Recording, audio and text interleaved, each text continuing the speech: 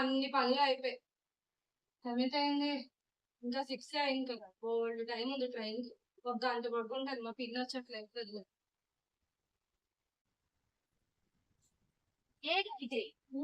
కానీ అగలేదేం train time అయిపోతుంటే లెగిసిపోయింది. ఇందాకే లెగిస్తాను. ఇందాక లేచిపోయి అక్కడే ఉన్నాయి పనులు.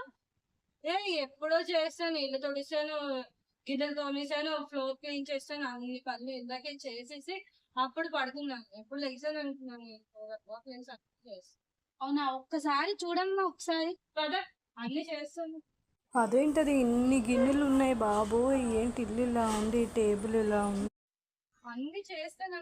ఇదంతా కళ చిచ్చి